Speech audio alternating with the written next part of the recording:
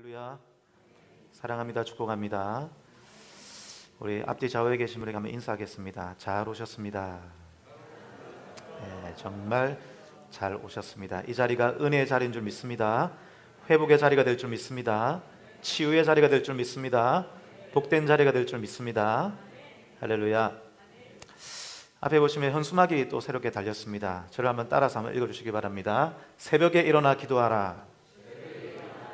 네, 소리가 작습니다. 좀 더 크게요. 새벽에 일어나 기도하라. 할렐루야. 여러분, 지금 저희 교회에 기도의 불이 붙고 있다는 거 여러분 알고 계세요? 예, 한 10명 정도 알고 계시네요. 우리 교회 지금 기도의 불이 붙고 있습니다. 빨리 동참하시기 바랍니다. 지금 수요 예배, 새벽 기도 많은 분들이 오셔가지고 특히 새벽에 굉장히 뜨거워요. 기도가 잘 됩니다. 여러분, 우리 교회 새벽 기도에 은혜가 있습니다. 특별히 여러분 문제가 있고 여러분 가정에 여러 가지 아픔이 있다면 기도로 돌파하는 여러분 되기를 축복합니다. 새벽 기도에 많이 나오시기 바랍니다. 여기도 새로 달렸습니다. 저를 따라해 주시기 바랍니다. 주님과의 깊은 만남으로 첫사랑을 회복하라. 할렐루야. 6월달, 7월달 말씀 주제입니다. 그래서 주님과의 첫사랑을 회복하는 기간으로 우리가 가지려고 합니다. 오늘은 6월 첫 주 성령 강림 주일이기 때문에 오늘 특별히 성령님에 대한 말씀을 준비했고, 다음 주부터 주님과의 첫사랑에 대한 말씀을 나누려고 합니다. 사랑하는 여러분, 성령님이 오셨습니다. 성령님이 우리 교회에 오셨습니다. 성령님이 여러분의 인생에 오셨습니다. 여러분 가정에 오셨습니다. 여러분 마음에 오셨습니다. 할렐루야. 그 성령님이 여러분에게 더욱더 충만하기를 축복합니다. 여러분, 성령님이 왜 오셨습니까? 오늘 그것이 여러분과 나누고 싶은 주제입니다. 성령님이 왜 오셨을까요? 만약 여러분 가정에 어떤 사람이 와서 초인종을 벨을 누른다면 여러분 그냥 문을 열어주지 않죠. 누구인지 확인할 것입니다. 왜 왔는지 확인하겠죠. 택배 때문에 온 것인지, 이웃 주민인지, 사랑하는 친구인지, 아니면 강도인지 우리는 확인을 하고 문을 열어줄 것입니다. 여러분, 성령님은 왜 오셨을까요? 예수님께서는 제자들에게 예루살렘을 떠나지 말고 아버지께서 약속하신 것을 기다리라 말씀하셨습니다. 그 약속하신 것은 바로 성령님을 말하는 것이죠. 제자들은 이 말씀을 믿었습니다. 그리고 약속하신 것을 받을 때까지 마가의 다락방에 모여 120명이 기도했습니다. 그리고 기도할 때 성령께서 약속하신 대로 충만하게 임하여서 성령께서 임하심으로 말미암아 새로운 시대가 열렸습니다. 여러분에게 새로운 시대가 열리기를 축복합니다. 새로운 시대가 열려버렸습니다. 그런데 여러분, 오늘 말씀이 바로 그런 말씀인데 여러분 잘 아는 말씀이죠. 여러분 1절을 한번 보십시다. 1절을 보면 성령께서 임하신 날을 가리켜서 어떤 날이라고 말합니까? 오순절이라고 말하는 것이죠. 여러분, 이것이 궁금한 것입니다. 왜 성령님은 오순절날 오셨는가? 여러분, 다른 날도 많이 있지 않습니까? 여러 날이 있을 것입니다. 그런데 왜 성령님은 오순절날을 특정해서 오셨을까? 여러분, 구약에 나와 있는 오순절의 의미를 알면 성령께서 우리에게 오신 목적과 이유를 선명하게 뚜렷하게 알게 될 것입니다. 그래서 저는 오늘 여러분과 함께 말씀 속에서 구약의 오순절의 의미가 무엇인지 한 크게 두 가지 정도로 나누려고 합니다. 첫 번째는 구약의 오순절의 의미는 이스라엘 백성들이 광야에서 시내산에서 율법을 받은 날이 바로 오순절입니다. 율법을 받은 날이 오순절이에요. 두 번째 의미는 구약의 오순절의 의미는 추수의 의미입니다. 추수감사절이 바로 오순절이에요. 첫 번째를 한번 생각해 보십시다. 여러분, 율법을 받은 것입니다. 율법을 받았어요. 여러분, 율법을 받았다는 것은 이스라엘이 하나의 공동체로 머무는 것이 아니라 하나의 국가로서 출발하는 것을 의미합니다. 하나의 국가가 된 것을 의미하죠. 그래서 이스라엘이 하나님의 나라, 하나님이 통치하시는 나라가 된 것입니다. 그런데 언제 이 율법을 받았느냐? 출애굽하고 나서 50일째 되는 날, 오순절 50일째 되는 날 시내산에서 율법을 받았다는 것입니다. 자, 여러분 성경을 한번 찾아보시기 바랍니다. 출애굽기 19장입니다. 출애굽기 19장 1절.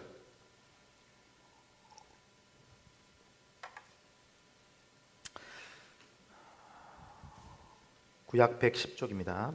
출애굽기 19장 1절. 1절 다 같이 한번 읽어볼까요? 시작. 이스라엘 자손이 애굽 땅을 떠난 지 3개월 되던 날 그들이 시내 광야에 이르니라. 이스라엘 자손이 애굽 땅을 떠난 지 출애굽한 날, 이 출애굽한 날은 유대력으로 1월 14일입니다.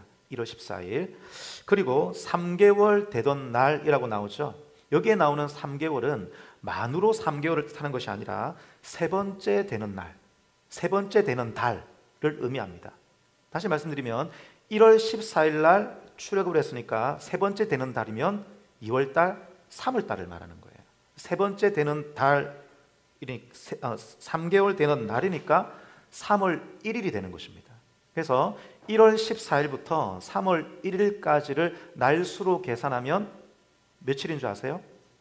47일입니다. 47일. 3일이 모자라죠. 자, 출애굽기 19장 10절을 보십시오. 출애굽기 19장 10절 다 같이 읽겠습니다. 시작. 여호와께서 모세에게 이르시되 너는 백성에게로 가서 오늘과 내일 그들을 성결하게 하여 그들에게 옷을 빨게 하고. 47일 되는 날 이 시내 광야에 시내산 앞에 이르렀다는 것입니다. 그리고 거기에서 3일을 준비합니다. 3일을 준비하면서 성결하게 옷을 빨고 몸을 씻어서 성결 예식을 치르고 하나님께서 강림하시는 날을 기다리는 것이죠. 그 다음에 11절입니다. 11절. 준비하게 하여 셋째 날을 기다리게 하라. 다 같이요. 이는 셋째 날에 나 여호와가 온 백성의 목전에서 시내산에 강림할 것이니. 할렐루야. 그래서 총 며칠입니까? 50일째 되는 날, 50일째 되는 날 시내산에 하나님께서 충만하게 강림하셨다는 것이죠. 그리고 모세가 시내산에 올라가서 무엇을 받습니까? 십계명, 돌판에 쓴 율법을 받게 되었다는 것이죠. 그래서 구약에서의 오순절의 첫 번째 의미는 율법을 받은 날인 것입니다. 여러분, 나라에는 법이 중요합니다. 우리나라도 헌법을 제정해서 온 세상에 대한민국은 민주주의 국가인 것을 공포했습니다. 그래서 우리나라 헌법에 보면 이 주권이 국민에게서 나온다. 그러니까 국민이 가장 큰 힘이다. 국민이 가장 센 힘이다 라고 말하는 것이죠. 국민이 법이라는 것입니다. 물론 실제적으로 그렇게 되는지는 잘 모르겠습니다만 어쨌든 우리나라 헌법은 국민이 바로 법이다 말하고 있습니다. 여러분, 어디를 가든지 힘센 사람이 법입니다. 여러분, 가정에 가도 아버지가 가장 힘이 세면 누가 법입니까? 아버지가 법인 것이죠. 저희 집에 가면 제가 가장 힘이 약합니다. 저희 집에서 한 번씩 배달 음식을 시켜 먹을 때 요즘에는 저에게 묻지도 않습니다. 묻지도 않고 시켜요. 어떤 집에 가보니까 어떤 집에는 아버지가 반려견보다 서열이 밑에더라고요. 그런 집이 있더라고요. 사랑하는 여러분, 우리 교회 모든 남편들의 그 기상이 회복되기를 축복합니다. 여러분, 자녀가 세면 그 집에 자녀가 법인 것입니다. 여러분, 우리 가정에 누가 법이어야 합니까? 누가 법이어야 합니까? 우리 인생에 누가 법이어야 합니까? 하나님이 법이어야 할 줄 믿습니다. 하나님이 가장 힘이 세셔야 합니다. 하나님이 우리 가정을 통치하셔야 합니다. 하나님께 우리 가정에 주권이 있어야 합니다. 하나님께 여러분의 인생에 주권이 있어야 할 줄 믿습니다. 그래야 하나님께서 우리 가정을 통치하시고 인도하시고 가정 종기로 이끌어 가시며 우리 가정에 막혀있는 것들이 있다면 하나님께서 그것을 열어주시지 않겠습니까? 여러분, 이스라엘 백성들에게 하나님께서 법을 주셨다는 것은 하나님께서 이스라엘을 통치하시겠다는 것입니다. 하나님이 법이라는 겁니다. 그리하여 이스라엘은 하나님의 나라가 됩니다. 신정 국가가 되었다는 것이죠. 신정 국가가 된 이 이스라엘 백성들은 하나님이 통치하시는 것입니다. 하나님이 이끌어 가시는 것입니다. 하나님이 함께 하시기 때문에 그들은 어디를 가든지 이기는 민족이 된 것입니다. 한 명이 1000명을 감당하는 민족이 되게 된 것입니다. 그런데 여러분, 이 법을 받은 이스라엘이 그만 범죄를 하고 맙니다. 범죄를 했을 때 하나님께서 진노하시고 심판을 하시죠. 여러분 잘 아시는 것처럼 모세가 율법을 받고 시내산에 내려옵니다. 시내산에서 내려왔을 때 아래에서 어떤 일이 있었습니까? 백성들이 무엇을 만들었습니까? 금송아지를 만들고 그 앞에서 춤을 추며 금송아지에게 경배를 하고 금송아지 앞에 절을 하는 사건이 있었습니다. 그 유명한 금송아지 사건이죠. 우상 숭배했다는 것입니다. 심각한 범죄였죠. 여러분, 이전에는 법이 없었기 때문에 그나마 나았습니다. 그러나 이제는 뭐가 있습니까? 법이 있는 겁니다. 법이 있기 때문에 법에 따라서 처벌을 당하게 되는 것이죠. 그래서 이스라엘 백성들이 우상 숭배를 할 때 법에 따라 처벌을 받는데, 그날 레위인들이 칼을 들어서 우상 숭배한 사람들을 쳐서 죽입니다. 몇 명이 죽는 줄 아세요? 출애굽기 32장 28절 보여주시기 바랍니다. 다 같이요, 시작. 레위 자손이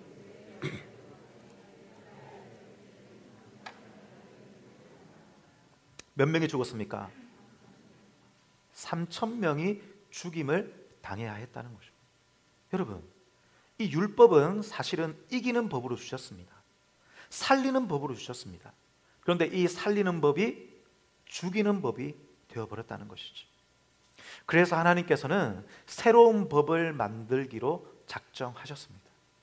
이 사람들이 자기의 힘으로는 이 율법을 지킬 수 없다는 것을 알았기 때문입니다. 그래서 하나님은 새로운 법, 우리의 마음에 주시는 새로운 영을 주시기로 작정하십니다. 에스겔 36장 26절 27절입니다. 앞에 있습니다. 다 같이요, 시작. 또 새 영을 새 마음을 너희에게 주되 너희 육신에서 굳은 마음을 제거하고 부드러운 마음을 줄 것이며. 여러분, 이 새 영은, 새 마음은 성령님을 가리킵니다. 이 성령님을 주셔서 굳은 마음을 제거하고 부드러운 마음을 주겠다라고 말하죠. 27절입니다. 다 같이요. 또 내 영을 너희 속에 두어 내 율례를 행하게 하리니 너희가 내 규례를 지켜 행할지라. 할렐루야. 성령님을 주셔서 성령의 능력으로 말미암아 이 율례를 지키고 이 규례를 지킬 수 있도록 도와주시겠다 말씀하고 있는 것입니다. 예레미야 31장 33절에는 동일하게 이렇게 말씀하고 있습니다. 다 같이요. 그러나 그날 후에 내가 이스라엘 집과 맺을 언약은 이러하니 곧 내가 나의 법을 그들 속에 두어 그들의 마음에 기록하여 나는 그들의 하나님이 되고 그들은 내 백성이 될 것이라. 여호와의 말씀이니라. 우리 속에 하나님의 법을 기록해 두시겠다라고 말씀합니다. 이것은 성령을 가리키는 것입니다. 성령께서 이제 우리의 마음에 계셔서 우리로 하여금 하나님의 법을 지킬 능력을 주시고 우리의 삶을 인도하여 이기는 민족, 살리는 민족이 되게 하시겠다는 약속인 것입니다. 그러므로 여러분, 오순절날 우리에게 오신 성령님은 이것을 약속하고 있는 것입니다. 너희로 하여금 이기는 민족이 되게 하겠다, 살리는 민족이 되게 하겠다는 것입니다. 이스라엘 백성들이 이 언약을 받아서 이 법궤를 가지고 전쟁터에 나아갈 때마다 그들은 어떻게 했습니까? 승리했다는 것입니다. 이처럼 이제 우리에게 오신 성령님을 의지하고 살아갈 때마다 이기는 성도가 되게 해 주시겠다는 약속이 이 오순절날 임하신 성령님께 담겨 있다는 것이죠. 여러분, 구약의 첫 번째 오순절날에는 3000명이 죽었습니다. 옛날 법은 3000명이 죽었다는 것입니다. 그런데 여러분, 오순절날 사도행전 2장 41절 다 같이 읽겠습니다. 시작. 그 말을 받은 사람들은 세례를 받음에 이날의 신도 수가 3000이나 더하더라. 할렐루야. 신약의 오순절, 두 번째 오순절, 완성된 오순절 날에는 3000명이 살아나는 역사가 있게 되었다는 것입니다. 구약의 오순절은 죽이는 오순절이었지만 신약의 오순절, 완성된 오순절은 우리를 살리는 오순절이라는 것입니다. 오순절 임하신 성령님은 여러분을 살릴 것입니다. 여러분을 이기는 민족이 되게 하실 것입니다. 할렐루야. 사랑하는 여러분, 성령으로 충만한 자가 이기는 사람이 될 것입니다. 여러분 모두가 성령으로 충만하여 이기는 사람이 되기를 축복합니다. 여러분의 문제를 이기기를 축복합니다. 여러분의 문제를 돌파하기를 축복합니다. 세상을 이기는 하나님의 사람이 되기를 축복합니다. 여러분, 성령으로 충만한 사람은 날카롭게 됩니다. 저를 한번 따르겠습니다. 성령으로 충만한 사람은 날카로워진다. 여러분이 날카로운 사람 되기를 축복합니다. 이것은 예민한 것을 말하는 것이 아닙니다. 여러분의 예배가 날카로워지기를 축복합니다. 여러분의 기도가 날카로워지기를 축복합니다. 하나님의 말씀은 좌우의 날섬검과 같습니다. 이 검으로 우리의 관절과 우리의 혼과 영을 찔러서 쪼갠다라고 말씀하시죠. 우리를 수술하시는 것입니다. 날카롭다는 것은 정확하다는 것입니다. 정확하다는 것입니다. 여러분 성령으로 충만할 때 여러분 정확하게 싸우는 사람이 될 것입니다. 하나님의 말씀으로 정확하게 싸우는 사람이 될 것입니다. 저는 이전에 TV를 봤는데 펜싱 선수가 연습하는 것을 보았습니다. 여러분 펜싱 선수가 연습할 때 무엇을 연습하냐면 정확하게 찌르는 연습을 하더라고요. 수백 번, 수천 번, 하루에 수백 번씩 수천 번씩 정확하게 찌르는 연습, 그리고 빠르게 찌르는 연습을 합니다. 그래야 이기는 것입니다. 여러분 빠르고 정확하게 찌른다는 것을 바로 날카롭다고 하는 것입니다. 날카로움을 연습하고 있는 것이죠. 여러분 아무리 날카로움을 가지고 있다 할지라도 허공을 향해서 흐른다면 여러분 그것은 날카로운 것이 아닌 것입니다. 그래서 펜싱 선수들은 체력을 훈련합니다.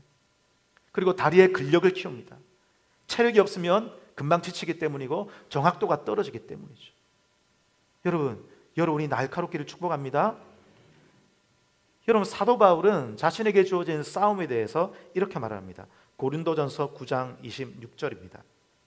다 같이요. 시작. 그러므로 나는 다름질하기를 향방 없는 것 같이 아니하고 싸우기를 허공을 치는 것 같이 아니하며. 할렐루야. 사도 바울은 이렇게 고백하는 것입니다. 내가 싸우되 향방 없는 것 같이 허공을 치는 것처럼 싸우지 않는다는 것입니다. 여러분 혹시 어떤 싸움을 싸우고 계십니까? 허공을 향해서 여러분 말씀을 가지고 막 기도로 계시지는 않습니까? 여러분 어떤 싸움을 싸우고 계십니까? 향방 없이 싸우게 되면 금방 지치게 될 것이고 정말 싸워야 될 때 싸우지 못하는 사람이 된다는 것입니다. 학교에서 선생님이 시험 기간을 앞두고 힌트를 줍니다. 그 시험 범위를 내줍니다. 이거 공부하면 돼. 그거 공부하면 됩니다. 꼭 다른 것 공부하는 사람이 있어요. 여러분 공부 못하는 사람의 특징이 뭔지 아세요? 시험 기간에 책상에 앉아서 공부는 안 하고 책상 정리부터 합니다. 깨끗하게 청소하고요, 방 청소하고 책꽂이 정리하고, 그렇게 합니다. 한 2시간, 3시간 동안 정리합니다. 제가 그랬습니다. 그리고 나서 피곤해서 자는 거예요. 이것을 가리켜서 죄송합니다, 디비 쫀다 라고 말합니다. 디비 쫀다. 여러분 영적으로 디비 쪼지 마십시오. 거꾸로 하지 마십시오. 쓸데없는 일 하지 마십시오. 정확하게 싸울 수 있는 여러분 되기를 축복합니다. 우리 옆에 있는 분에게 한번 격려하시기 바랍니다. 날카로워지십시오. 정확하게 싸우십시오. 여러분 어떻게 우리가 정확하게 싸울 수 있습니까? 허공을 향해서 향방 없이 싸우는 것이 아니라 정확하게 싸울 수 있습니까? 성령께서 도와주신다는 겁니다. 성령께서 인도하신다는 것입니다. 성령께서 우리의 마음의 법이 되셔서 가르쳐 주신다는 것입니다. 그래서 성령으로 충만한 성도는 이기는 성도가 되는 것입니다. 여러분 저는 많은 교회를 다녔습니다. 부교육자로 생활하면서 여러 교회를 다녔어요. 제가 사역한 교회 중에는 크게 싸움이 붙어서 교회가 두 파로 나누어진 교회가 있었습니다. 정말 안타까웠습니다. 여러분 교회에 싸움이 붙으면 이 싸움을 말리지 못합니다. 왜 말리지 못하는 줄 아세요? 둘 다 하나님의 이름으로 싸우기 때문입니다. 둘 다 신앙이 좋아요. 둘 다 교회를 위해 싸웁니다. 둘 다 하나님을 사랑합니다. 이것이 하나님의 뜻이라고 생각하고 진리라고 생각하고 싸우기 때문에 교회에서 싸움이 붙으면 못 말립니다. 그런데 여러분, 그 싸움의 결과가 어떻습니까? 과연 그 싸움이 하나님을 위한 싸움이었습니까? 제가 있었던 그 교회가요, 300명 정도 되는 교회였는데 싸움이 붙어서 두 팔은 나눠졌습니다. 사실 싸움의 당사자들은 몇 명 없었습니다. 나중에 어떻게 되는 줄 아세요? 다 나갔습니다. 다 나가고 싸우는 사람들만 남았는데 교회가 300명 되는 교회가 30명으로 쪼그라들었습니다. 지금도 싸우고 있습니다. 지금도 싸우고 있습니다. 여러분, 과연 이분들이 하나님을 위해서 싸운 것일까요? 처음에는 교회를 위한 것이라고 생각했습니다. 그러나 과연 그 싸움이 교회를 위한 싸움이었을까요? 정확한 싸움이었을까요? 날카로운 싸움이었을까요? 그들의 싸움은 이긴 싸움이었습니까? 아닌 것입니다. 사실 하나님이 원하시는, 그들에게 원하시는, 그 교회에 원하시는 싸움은 어쩌면 용서의 싸움인지 모르겠습니다. 여러분, 그렇지 않습니까?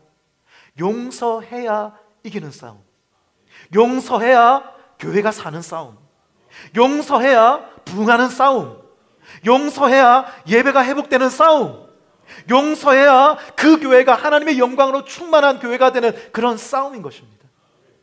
여러분, 여러분의 싸움은 무엇입니까? 여러분, 혹시 사람을 향하여 싸우고 계시지 않습니까? 향방 없이 싸우지 않기를 축복합니다. 우리의 싸움은 사람을 향한 싸움이 아닌 것입니다. 혹시 여러분 교회 안에, 여러분 안에 갈등이 있다면, 제가 방금 말씀드린 것처럼 어쩌면 용서의 싸움을 하나님이 원하시는지 모르겠다는 것입니다. 어쩌면 하나님께서 여러분에게 순종의 싸움을 싸우라고 말씀하고 계실 것입니다. 여러분 깨닫기를 축복합니다. 다른 싸움이 아닙니다. 정확하게 파악하기를 축복합니다. 어쩌면 하나님께서 지금 여러분에게 순종하라, 믿음으로 순종하라, 두려워하지 말고 믿음으로 도전해, 도전하면 내가 도와줄 거야, 믿음의 싸움을 싸우라, 순종의 싸움을 싸우라고 성령께서 여러분에게 말씀하고 계신다는 것입니다. 어떤 분에게는 하나님께서 내려놓으라, 내려놓으라는 싸움인 것입니다. 네가 잡고 있는 것을 내려놓을 때 승리할 것이다. 어떤 분에게 하나님께서는 드리라, 드리라, 너의 물질과 너의 시간과 너의 열정과 너의 젊음을 더욱더 하나님께 드리라. 드릴 때 이기는 싸움이 여러분의 싸움인지도 모르겠다는 것입니다. 어쩌면 여러분에게는 지혜의 싸움이 있을 것입니다. 구체적인 상황 속에서 하나님께 구할 때, 성령께 구할 때 성령께서 여러분에게 지혜를 주시면서 한 단계씩 한 단계씩 헤쳐나가게 하시는 그 지혜의 싸움, 성령님을 의지하고 따라오라 말씀하시는 그 지혜의 싸움을 싸우고 계신지 모르겠다는 것입니다. 중요한 것은 무엇입니까? 우리 안에 계신 성령으로 충만할 때에 저와 여러분이 세상을 이기는 사람이 된다는 것입니다. 사랑하는 여러분, 다시 한번 축복하는 것은 여러분이 정확한 싸움을 싸우기를 축복합니다. 날카로운 싸움을 싸우기를 축복합니다. 향방 없이, 쓸데없이 싸우지 않기를 축복합니다. 성령으로 충만하여, 기도하며 성령으로 충만하여 정확하게 싸워 세상을 이기는, 여러분의 문제를 돌파하는 저와 여러분이 되기를 하나님 말씀으로 부탁합니다. 여러분, 두 번째로 구약에 나와 있는 이 오순절의 의미는 추수의 의미입니다. 추수의 의미. 여러분, 구약에 3대 절기가 있습니다. 첫 번째는 무엇입니까? 첫 번째는 유월절이죠. 두 번째는 칠칠절 혹은 오순절이라고 하는 것이고, 세 번째는 초막절, 수장절입니다. 이 첫 번째 유월절 기간 안에 초실절이 들어가 있어요. 이 초실절은 무엇이냐면 보리 이삭을 처음으로 수확하여서 보리 이삭을 하나님께 들고 요제로 드립니다. 흔들어서 드리는 것이에요. 드리는 것입니다. 그래서 이 초실절은 무엇을 가리키냐면 부활의 첫 열매 대신 예수 그리스도를 가리키는 것입니다. 사랑하는 여러분, 부활의 첫 열매 대신 예수 그리스도를 믿을 때에 우리 또한 부활하게 될 줄 믿습니다. 그래서 초실절은 부활하신 예수 그리스도, 보리 이삭의 첫 열매를 하나님께 드리는 것입니다.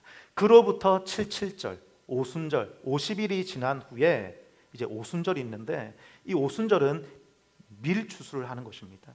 밀을 추수해서 처음으로 추수한 이 열매를 가지고 이 밀가루를 가지고 빵을 만들어서 빵을 들어 하나님께 요제로 드립니다.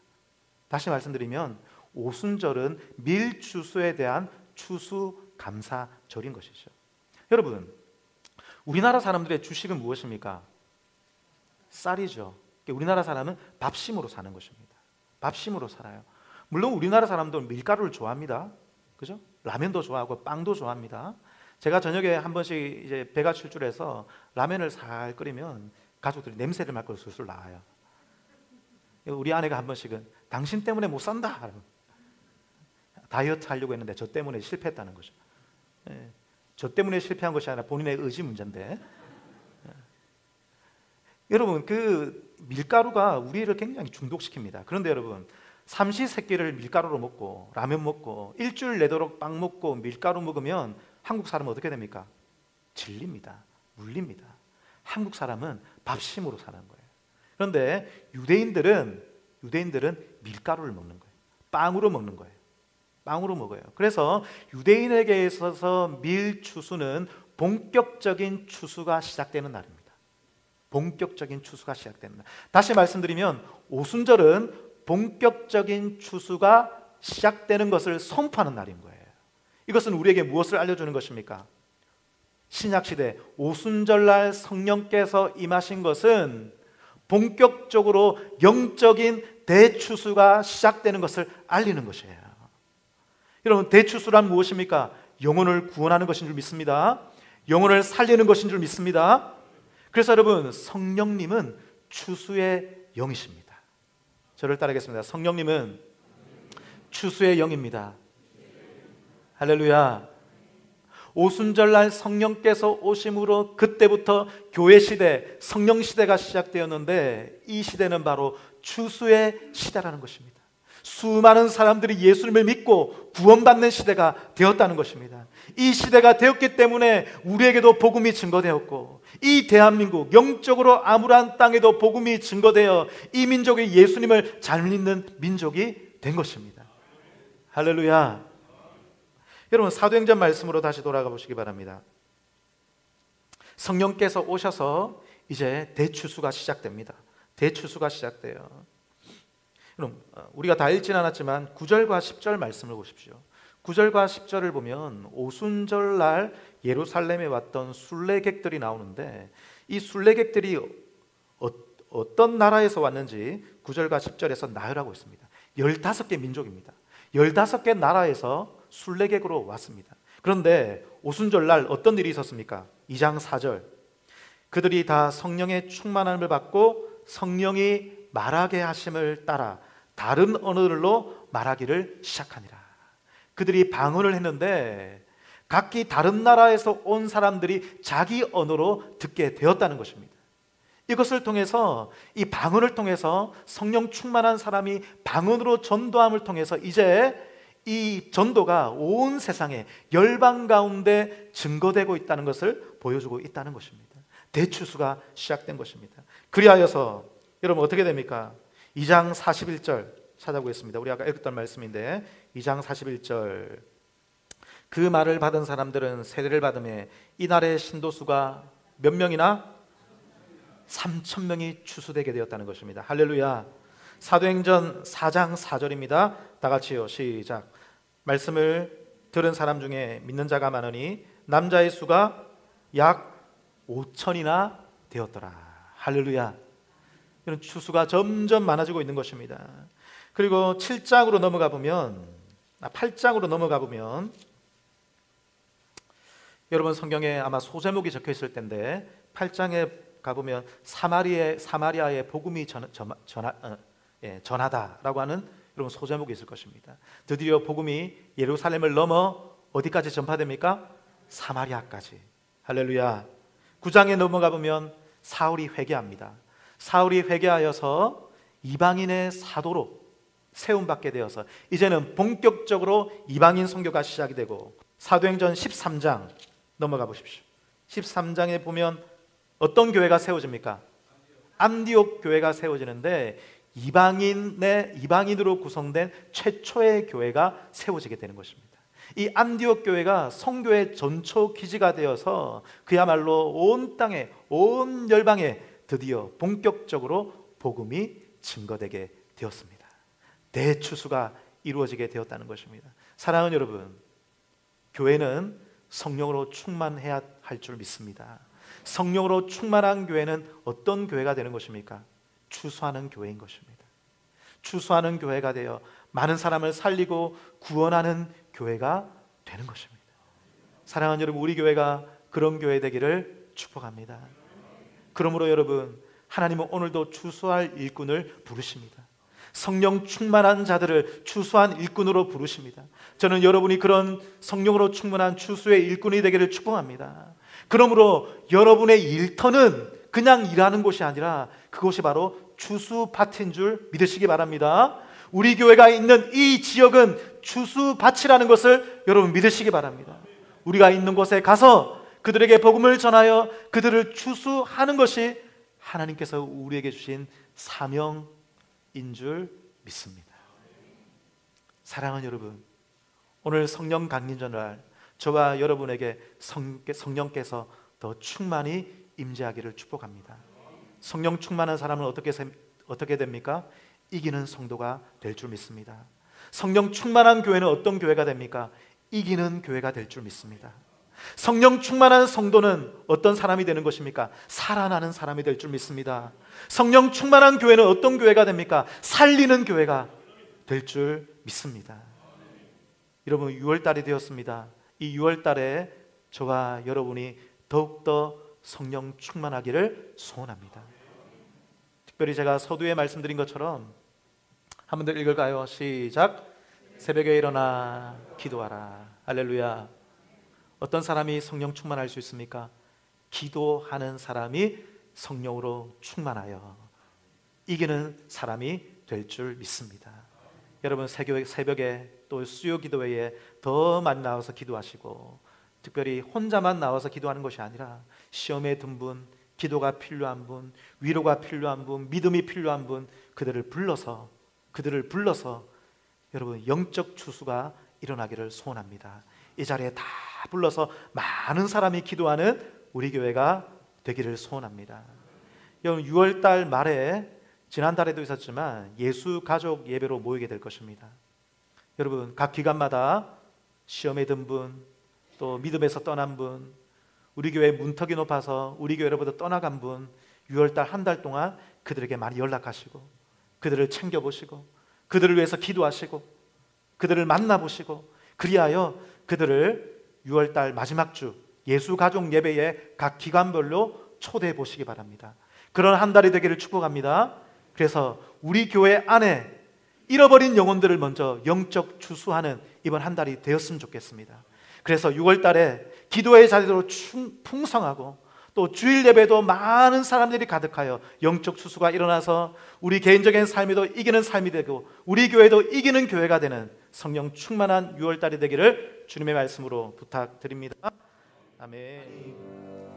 오늘 우리에게 성령 강림 주일을 맞아 우리에게 이미 임하신 성령으로 우리를 다시 충만케 해주시니 감사합니다. 하나님, 성령님은 이기는 영이라 말씀하셨습니다. 세상을 이기라 말씀하셨습니다.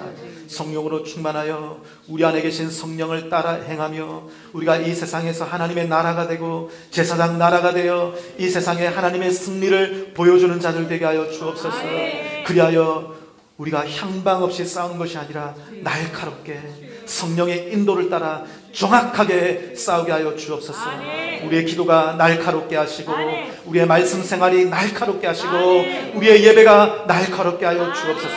그리하여 사랑하는 성도들의 모든 삶에 이기는 역사가 일어나게 하여 주옵소서. 하나님, 그 싸움이 무엇인지 정확하게 알게 하여 주옵소서.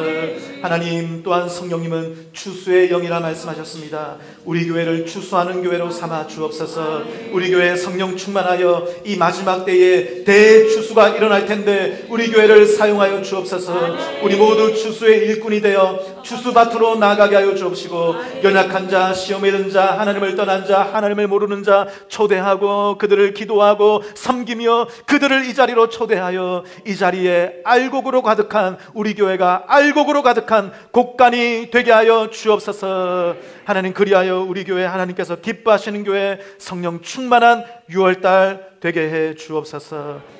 하나님께 감사를 드리며 여러 가지 제목으로 예물을 드렸습니다. 11조와 또 성경금과 장학구제와 겨자시험금으로 또 여러 가지 제목으로 감사의 헌금을 드렸습니다. 하나님, 믿음으로 이 예물을 드렸습니다. 사랑함으로 이 예물을 드렸습니다. 우리가 넉넉하여 드린 것이 아니라 하나님이 우리의 모든 것 되시기에 믿음으로 이 예물을 드렸사오니 하나님 아버지, 부족한 중에 믿음으로 드린 그 손길 축복하여 주옵시고 그 손길 성령으로 충만케 하여 주옵시고 하나님, 하늘의 문을 여셔서 필요한 모든 것으로 채우시고 그 가정의 문제를 해결해 주시고 그 가정의 모든 문제를 뛰어넘고 이기는 가정 되게 하여 주옵소서. 오늘도 우리의 예배를 받아주신 주님께 감사를 드리옵고 살아계신 주 예수 그리스도의 이름으로 기도하옵나이다. 아멘. 주 예수 그리스도의 은혜와 하나님의 사랑과 성령의 교통하심이 이제 육신을 벗고 성령으로 충만하여 이기는 사람이 되고 우리 교회에 헌신하여 또 대추수에 동참하는 일꾼이 되어 하나님 나라에 크게 쓰임받기를 원하는 이 자리에 고개 숙인 사랑하는 성도들과 그 가정과 기업과 자녀 위에 또 사랑하는 우리 마산 회원 교회 위에 영원토록 함께 있을지어다. 아멘.